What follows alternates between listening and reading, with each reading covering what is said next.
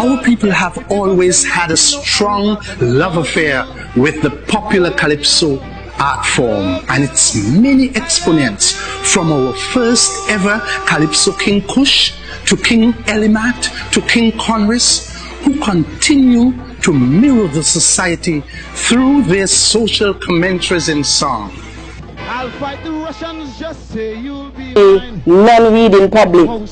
They were made aware of what was going on in the society at the time. It was also an avenue for the slaves to entertain themselves as well as the masters. And one of the things that I read, one history book that I was teaching a class, and it made me aware that yes, Calypso can be that tool to even make mockery of other people without even their knowledge.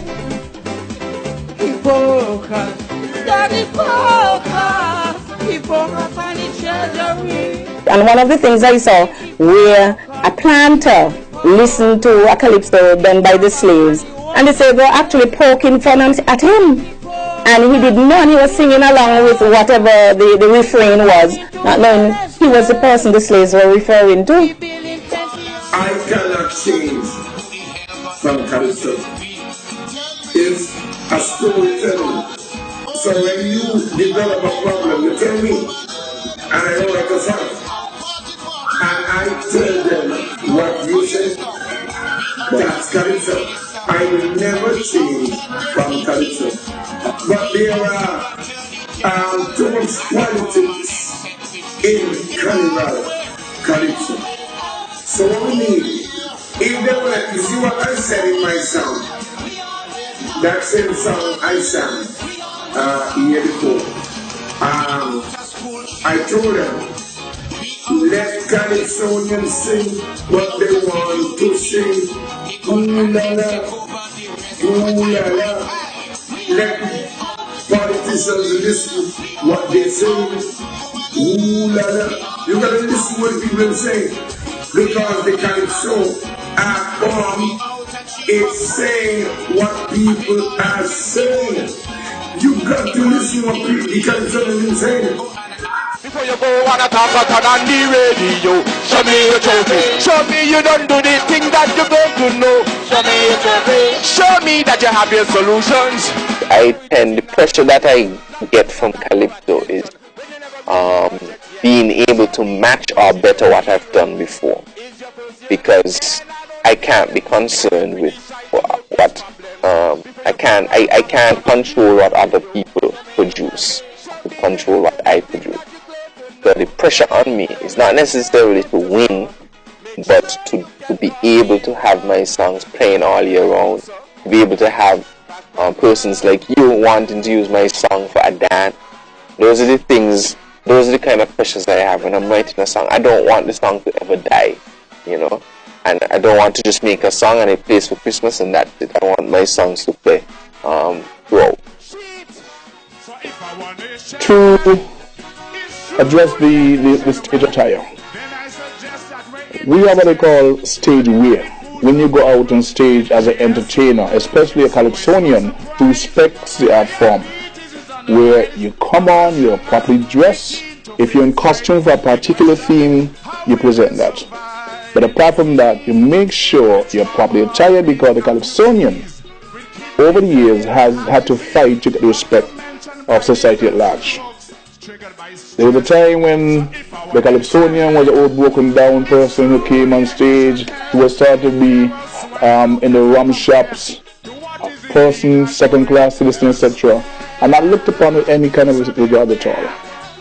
And there are those who went ahead of us who have to fight to get that respect. We treat some just like criminals and show them in jail, but we worship in the culprits who must sin with hell. Mental cases, oh Lord, sometimes I feel to run.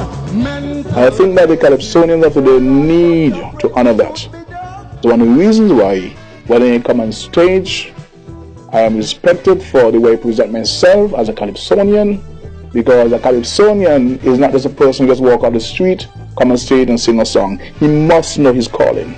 It's bigger than him. It's a culture. It's sent back to the protest from the plantation, and he must know his role. So famous dress the part. That's why I tried to bring to the stage. There are 4 hospitals in my nation, 17 health centers between the islands. In those days, entertainment was a skeptical thing. Persons saw entertainers as drunkards, maybe drug addicts. Because let's be realistic. There were many great entertainers who turned to drugs, And that is something still happening today. Some turn drunkards. And many persons had a serious concern.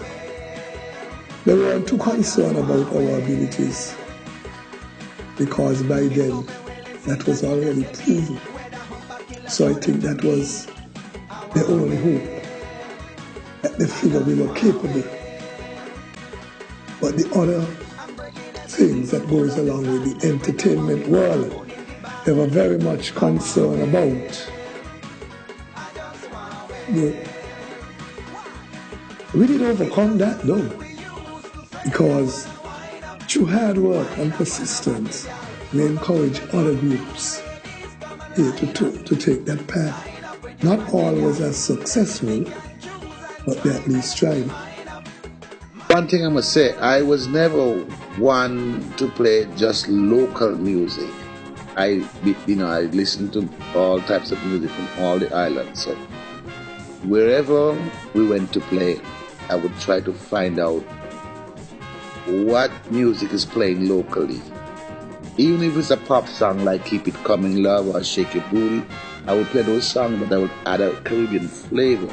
As a matter of fact, I did record Shake Your Booty, and it played in New York radio station. It was in #1 in New York for about 6 weeks, my version. And then we did the same thing with Keep It Coming Love, not a School in the Gang songs. And so I always played a little bit of American and a little bit of, Caribbean songs. I played something for everybody. So we were always well received because I was very quick, still very quick, and I was musically savvy to know that people must be pleased with what you sing and what you play. That's why they say I'm the best band leader to come out of the islands. Sincerely, man. It was real exciting in those times, because people were doing it more for the fun and for the love of it. We used to see people come from Gingerland, Chubby and those boys used to come from Gingerland and practice. Don't get to practice until 2 o'clock in the morning. And when they finished their walk back home, they was so much in love with it. For us, it was real fun. And the prices then was not much. I remember the Calypso King in 1976 got $150. And I, who came first on up, get $75. But to us, it was fun. It was a big moment. It was basically a chance for us to be somebody in 76, because in them days you come first on up, there's a lot of fame, a lot of fans, a lot of girls rushing you become popular. So it was more for that we used to sing rather than the money. But then we had the real love for the art form, and people used to come, and it was a real camaraderie where you find all Calypsonians. We talk, we hug up. We used to laugh at each other Calypso, praise each other Calypso when it's good, and it was great fun in them days.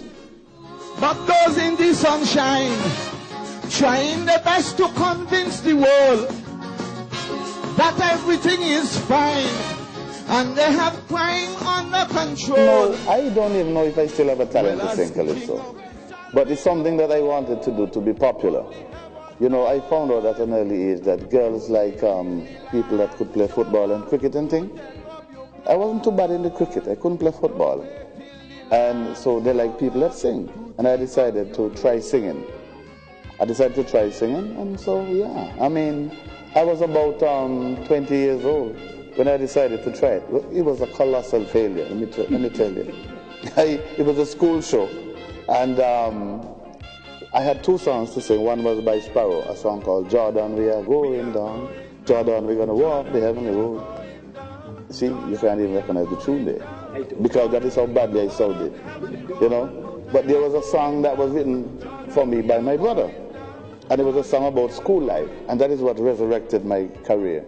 or probably establish it, because I failed so miserably in singing that Sparrow song that they pulled the screen on me. Now, unless a mortal would have perished, I'd say I would never go up there again. But I said, no, man, I did something wrong. I believe I can do it again. And Bob Hull, I don't know if you know Bob Hull. He used to work at Scotiabank. He's a great guitarist, man. And Bob came by me and practiced me during the intermission. And he said, Magnus was my Calypso name at that time. He said, Magnus, boy, you really got to go back out there. And I said, yeah, man, I feel bad. So when I came back out, they started laughing. Magnus, like it's a puppy shop thing. Yeah, laugh time again. You know, but I hit them with that local song with school affairs, a little nigger business and thing. Oh, yeah. And then I decided, this is it. I'm no turning back for me after that. Well, actually, that was me when I was 20. That's when I was in school, so I was about 16 or so at that time. And I determined after that, I'm going to be a Calypsonian. Come hell or high water. Way back when I remember going into a competition and placing first runner-up and getting $200, and that was a lot of money. But you know, after a lot of agitation, because in those days we really sang for the love of it, and money was not a big issue. It really wasn't a big issue. One loved to please the crowd, to please your fans, to be appreciated, to get rounds of applause, and to have your road match being played on the road, because in those days the road match came from the Calypsonians.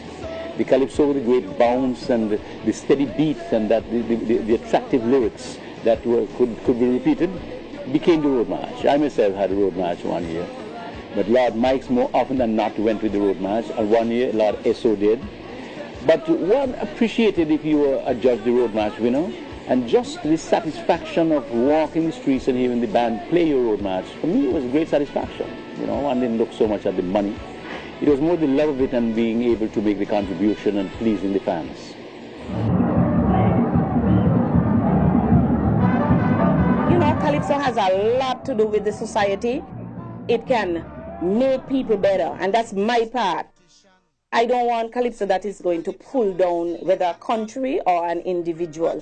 When that Calypso finishes, or when you come to the end of it, you should be able to say, I understand what he's saying. And he's talking sense, you know, or singing sense if you want to put it that way. When I hear comments like that, I feel good about the role of Calypso in society. That it is sensitizing the populace, sensitizing the nation, making people aware of what is going on, whether good, bad, or indifferent. But it's the way it is put over that is important to me.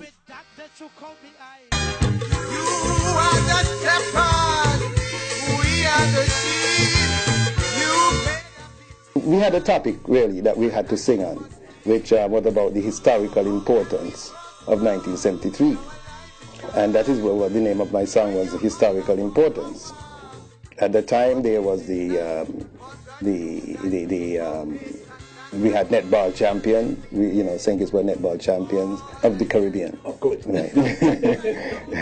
And then Ellie Matt's band won the Bandarama champions in Trinidad, championship. And we also had the Prince of Wales came to St. Kitts and opened the Prince of Wales Bastion and so on at Brimstone Hill. So there was a lot of historical importance in 1973, but everybody was singing about these things. So I looked at it and said, well, okay, I mean, you're singing about band, which the band win this year, next year they could lose, nations would rise and fall, the netball also, we can lose. But I said, I mean, what about, let us think about the energy crisis, because the energy crisis, the scarcity of oil would affect us, on a major scale. And